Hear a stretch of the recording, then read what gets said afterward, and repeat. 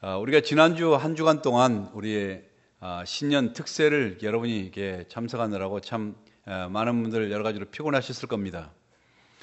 그런데 육신적으로는 피곤하겠지만은 그러나 또 영적으로는 하나님의 말씀으로 이처럼 무장되어서 독수리 날개침 같은 그러한 새로운 힘을 얻게 될 줄 믿습니다.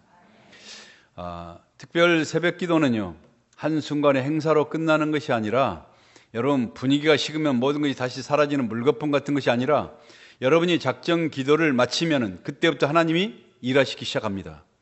하나님께서 일으키시는 영적인 파도가 있습니다.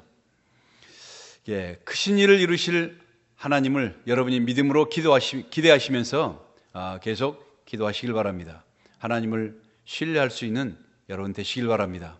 여러분이 놀라운 그러한 역사를 하나님이 일으킬 줄 믿습니다.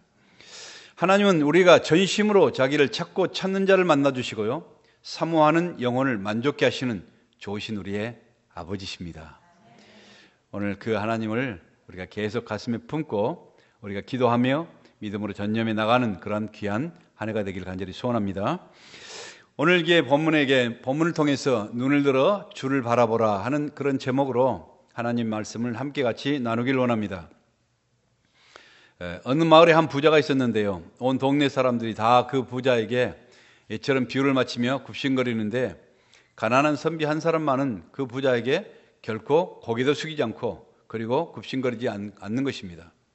그래서 하루는 그 부자가요, 기분이 나빠가지고 그렇게 묻습니다. 동네 사람들이 다 나에게 그렇게 굽신거리고 하는데 왜 당신만큼은 그렇게 뻣뻣하게 굽신거리지 않느냐. 그러자 가난한 선비가 말하기를, 돈이 많다고 인생이 가치가 더 귀한 것도 아닌데 왜 내가 당신에게 굽신거려야 됩니까?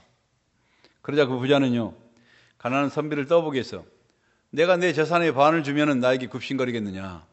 그러자 선비는 말하기를, 당신 재산의 반을 나에게 주면은 당신하고 나하고 부자가 똑같은데 내가 당신에게 굽신거려야 될 이유가 뭐가 있습니까?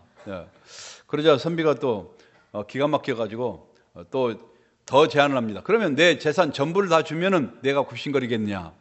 그러자 선비가 말하기를, 당신 재산 전부를 나에게 주면 내가 부자고 당신은 가난뱅인데 내가 왜 당신에게 이처럼 굽신거려야 합니까?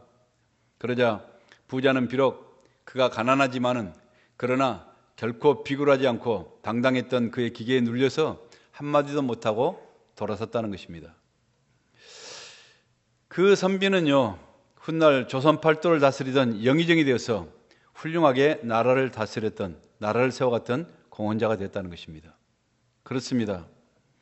보이는 현실의 이권에 눌려서 사는 사람이 아니라 보이지 않는 미래를 바라보며 살아가는 사람은요, 그 사람의 생각이 다르고 이처럼 사상이 다르고 반응이 다르다는 것입니다.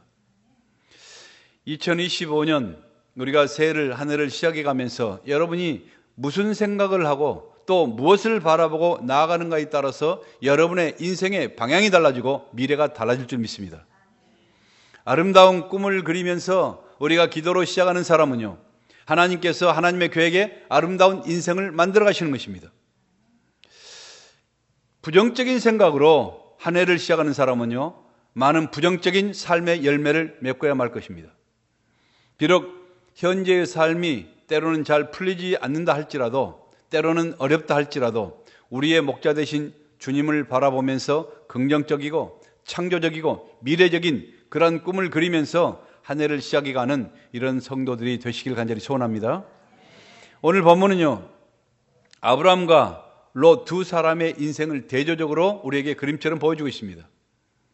서로 다른 땅, 서로 다른 미래를 바라보면서 나아갔기에 한 사람은 멸망의 길로, 한 사람은 열방의 아버지가 되는 그런 축복의 길로 가게 됐던 것입니다. 여러분은 2025년 한 해를 무슨 생각으로 무엇을 바라보며 살아가시겠습니까?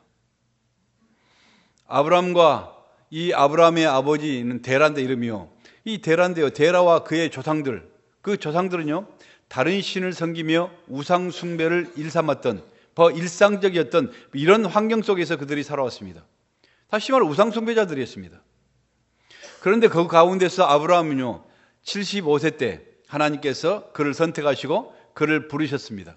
그러자 그는요, 하나님의 말씀을 그 순간에 믿고 또 순종함으로 하나님이 약속하신 미래를 바라보면서 새로운 인생을 시작하게 된 겁니다. 떠나간 것입니다.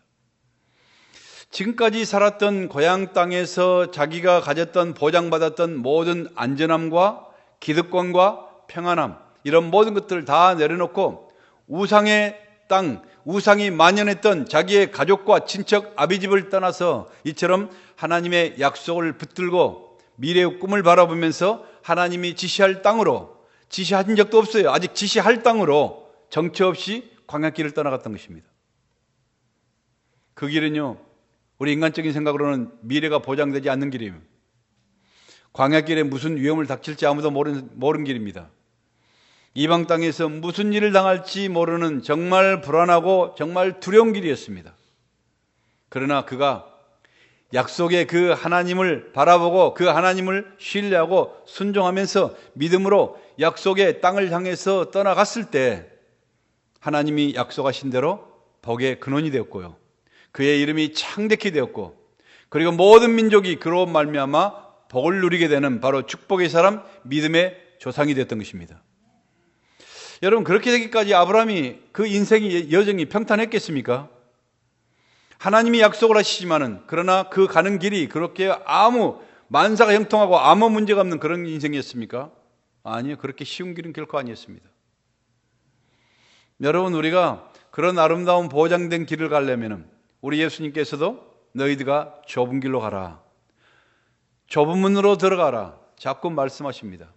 그 길은 결코 정말 이처럼 귀한 길은 그렇게 넓은 길이 아니라는 것입니다. 누구나 들어갈 수 있는 것이 어떻게 귀한 길이겠습니까? 그렇기 때문에 오늘 본문의 아브라함은요, 하나님의 말씀을 따라서 고향을 떠나올 때 이처럼 모든 것을 다 두고 이처럼 우상의 모든 여러 가지 그의 헤리티지였던 모든 걸 다 버리고 떠나왔지만은요, 어린 나이에 부모를 잃은 조카, 그 조카를 지금까지 친자식처럼 그렇게 키워왔기 때문에 자식 같은 그를 데리고 떠나왔던 것입니다. 그런데 그가 이제는요, 그 조카가 성숙해 자라가지고 자신의 많은 재산을 자기가 소유하게 됐습니다. 그러자 이제 아브라함을 떠나서 이게 분가하겠다는 것입니다. 여러분, 이제 자기 고향을 떠나서 이처럼 외지의 타지에 외로운 이방 땅에 혈육이라고는 단 하나뿐이었습니다.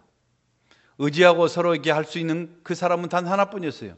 지금까지 자기 친자식처럼 키워왔던 조카 롯마저 자기의 곁을 떠나버리고 아무도 없는 낯선 땅, 텅 빈 땅에 쓸쓸한 광야 속에 외롭게 서 있는 이 노부부의 심정이 어떠했겠습니까? 너무나 당연한 것 같지만 너무나 슬프고 너무나 외롭고 쓸쓸하기 짝이 없었을 것입니다. 이것이 바로 우리 이민자들의 삶의 모습인 것입니다. 여러분, 우리 인생은 참으로 연약한 존재입니다. 그렇죠? 외롭고 고독한 존재입니다. 그렇게 여러분 또 이 외로운 땅에서 이처럼 자기의 친자식 같은 그런 조카도 떠나보내고 이 외로움에 사무칠 때 우리는 어떻게 해야 됩니까? 아브라함은 뭘 했습니까?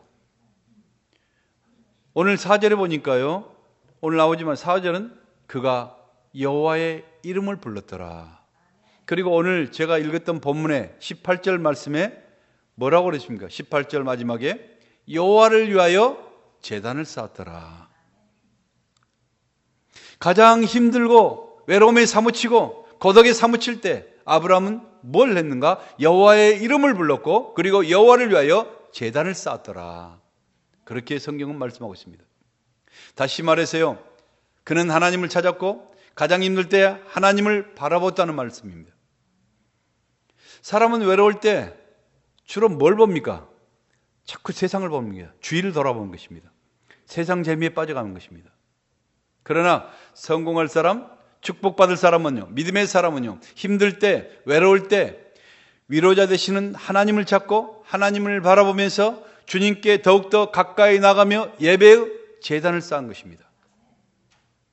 우리가 외로운 환경을 바라보고 자신이 당하는 여러 가지 문제만을, 내 삶의 여러 가지 많은 문제만을 깊이 생각하며 거기에 빠져 있으면요, 문제가 점점 더 크게 점점 커져서 결국은 환경 앞에, 결국은 그 문제 앞에 무릎을 꿇고 말게 되는 것입니다. 그러나 예배 가운데요, 우리가 하나님을 찾고 하나님을 바라보면요, 하나님께서 약속하신 이 비전을 갖게 되는 것입니다. 꿈을 갖게 되는 것입니다.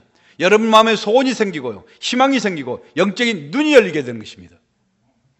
사람이 홀로 외로움 속에 걷던 길도요, 내가 주님이 말없이 주님이 이 시간 나와 함께 동행하신다는 사실을 여러분이 믿음의 눈으로 깨닫게 되는 순간에 우리는 생각이 달라지는 것입니다. 여러분 보는 눈이 달라지는 것입니다. 외로움이 사라지고요, 새로운 힘과 용기와 담력이 생기는 것입니다. 문제와 환경을 초월하시는 하나님을 바라보면요, 인생의 모든 문제는 극복되고야 마는 것입니다. 오히려 문제 속에서요, 우리는 비전을 바라보게 되고, 그런 여러 가지 엉클어졌던 이런 문제가 오히려 기회가 되고요, 문제가 기적의 씨앗이 되는 것입니다. 저는 혼돈된 우리나라도 그렇게 될 줄 저는 믿고 기도하고 있습니다. 새벽 기도도 힘들었지만은 그래도 저는 한국에 10년에 한번 나갈까 말까 하고, 우리 자식들도 한국에 살 기회는 전혀 없을 것 같아 보이고요. 그럼에도 불구하고 우리 뿌리잖아요. 나라가 잘 돼야죠. 계속 기도하고 있습니다. 여러분 모두도 열심히 기도할 수 있길 바랍니다. 그래서 아브라함처럼 외로울 때, 여러분 인생에 문제가 닥쳤을 때 하나님께 집중하는 예배의 단을 쌓는 게 그렇게 중요한 것입니다. 예배는요, 우리의 영혼과 하나님의 영이 맞닿는 바로 기적의 순간인 것입니다. 예배 가운데 하나님의 영이 내 속에 흘러 들어와서 말씀하시면요, 내가 생각지 못한 것들을 생각하게 되고, 그리고 내가 계획하지 않았던 하나님의 꿈이, 하나님의 소원이 내 속에 흘러 들어오는 것입니다. 아멘. 하나님은 예배 가운데 아브라함의 그 외로움을 보셨습니다. 하나님은 외로움 예배 가운데 아브라함의 눈물을 보셨습니다.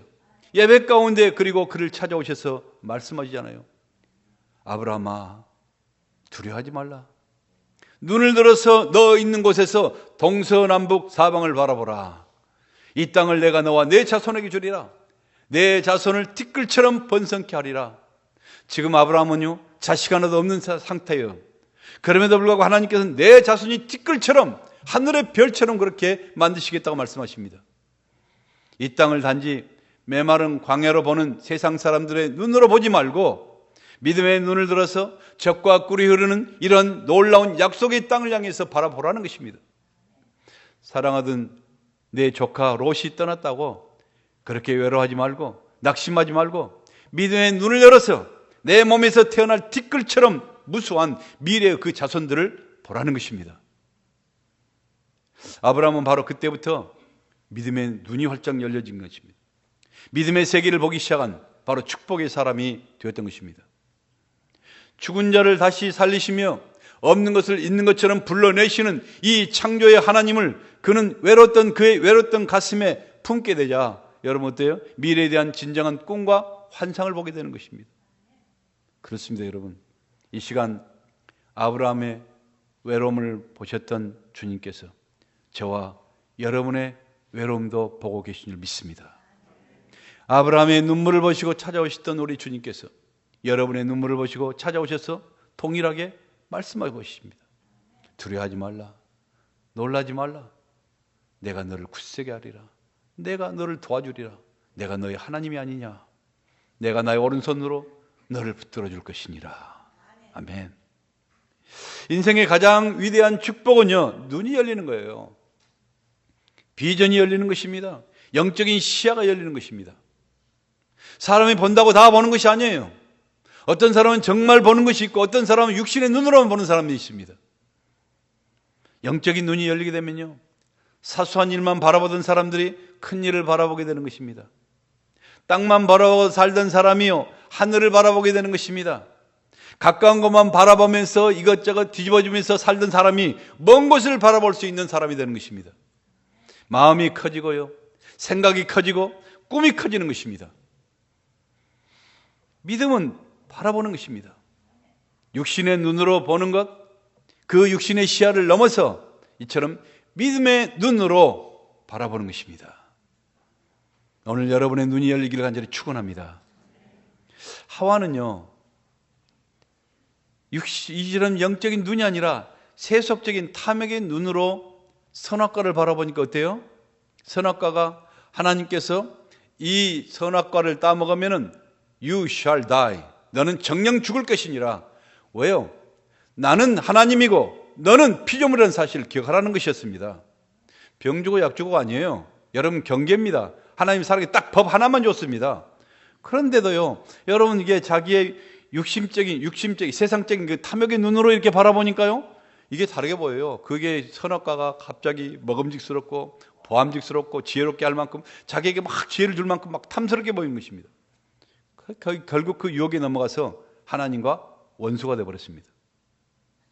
롯은요, 인간적인 눈으로 이제 이 요단 들판을 바라보니까요, 거기 온 땅에 물이 넉넉해서 마치 여호와의 동산처럼 보이는 것입니다.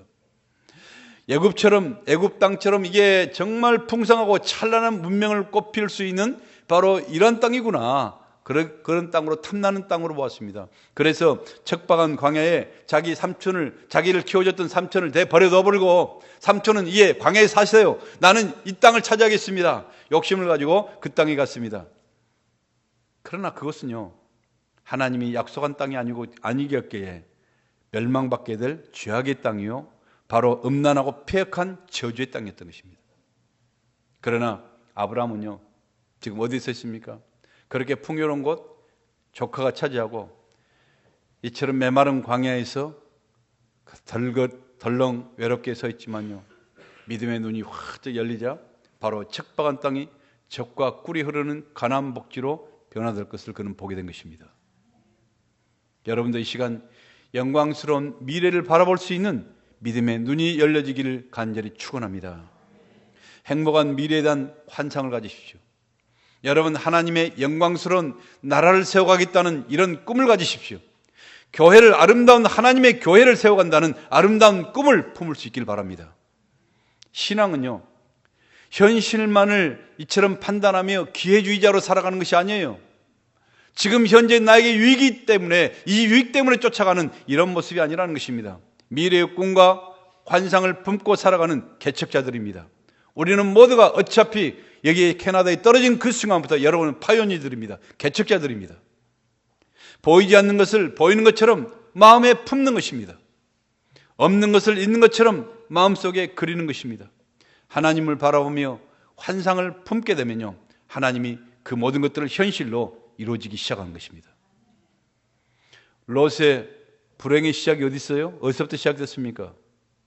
아브라함을 떠난 것이었어요. 그것부터 잘못된 것입니다. 믿음의 사람인 아브라함을 떠나는 것은 믿음을 떠나는 것이었습니다. 복의 근원인 아브라함을 떠난 것은 복을 버렸던 것입니다.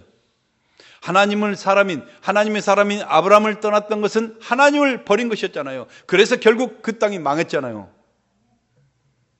여러분들은요, 영안이 열려서 여러분들이 가는 곳은 어디든지 아브라함 같은 축복의 사람들을 만날 수 있기를 간절히 축원합니다. 가는 곳마다 믿음의 사람들을 만나고, 기도의 사람을 만나고, 긍정적인 사람을 만나고, 아브라함 같은 예배의 사람들을 만날 수 있기를 간절히 소원합니다. 그래야 복을 받습니다.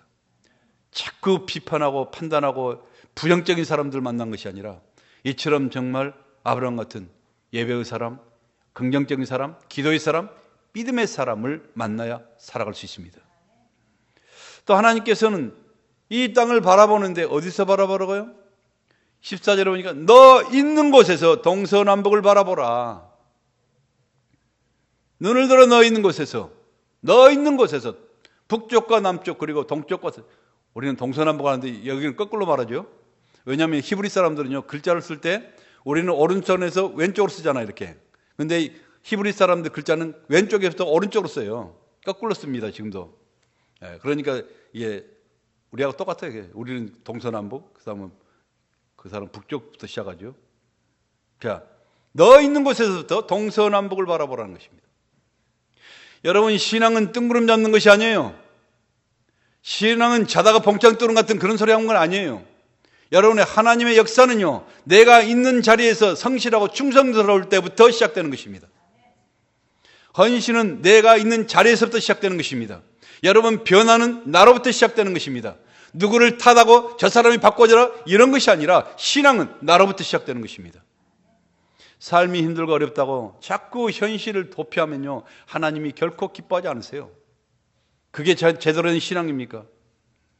여러분, 자꾸 현실이 힘들다고 자꾸 뜬구름 잡는 그쪽으로 신비적으로 자꾸 영적으로 신앙생활 한다고 신비적으로 빠져다 보면요, 절대로 하나님이 기뻐하지 않으세요. 현실에 뿌리 박지 않는 영성은요, 결코 진정한 영성이라고 말할 수 없는 것입니다.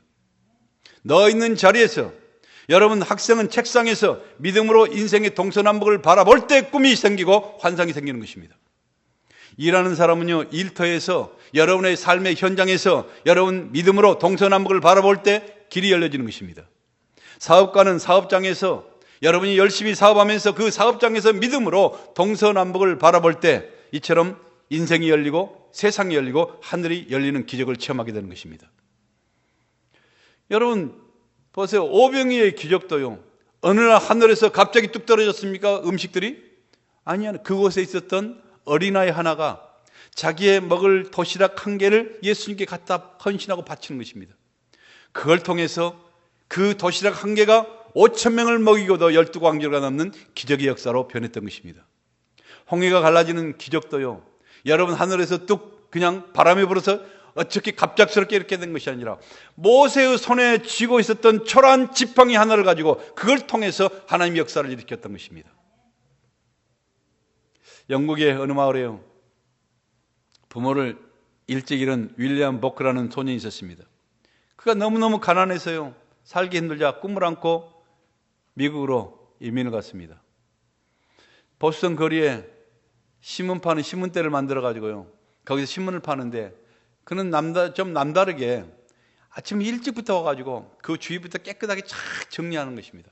그리고 거기를 반짝반짝하게 만들어 놓고 열심히 그렇게 너무 성실하게 깔끔하게 해가지고 그걸 파는 것입니다. 그래서 매일같이 그곳에 신문을 사서 읽기 위해서 지나가던 커티스 출판사 사장이요, 신문을 사면서 보니까요, 이게 하루 이틀도 아니고 매일같이 1년 365일 정말 변함없이 이 아이는 너무너무 성실하고 깨끗하게 그 주위에 그 주위에 있는 모든 것까지 다 자기가 다 깨끗하게 만들고 이렇게 하는 것입니다. 이분이 감동이 됐어요. 자기 신문사에 청소부로 취직을 시켜줬습니다. 근데 거기서도 얼마나 이 아이가 성실하게 하든지 너무 감동이 돼서 정식 사원으로 채용을 했습니다. 열심히 일하고 성실하고 믿을만하고 진실하고, 그러나 그를 결국 판매부장으로 만들고 그 다음에 그가 경리부장이 승진되고, 그리고 그의 성실성과 신실성이 탐복한 그 사장은요, 커티스 사장은요, 그의 딸과 결혼시켜서 그를 사위로 맞았습니다. 그리고 그가 편집국장이 되었고 총지배인이 되었고 마침내 커티스 출판사의 사장이 되어서 미국 최고의 출판사를 만들어냈던 것입니다. 기적은요, 어디서부터요? 내가 서 있는 바로 이 자리에서부터 시작되는 줄 믿습니다.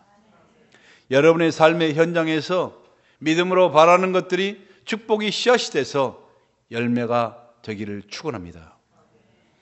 오늘 또한 오늘 17절에 보시면요, 하나님은 아브라함에게 뭐라고 말씀하시는가? 한번 읽어볼까요? 시작. 너는 일어나 그 땅을 종과 행으로 두루 다녀보라. 내가 그것을 너에게 주리라. 아멘.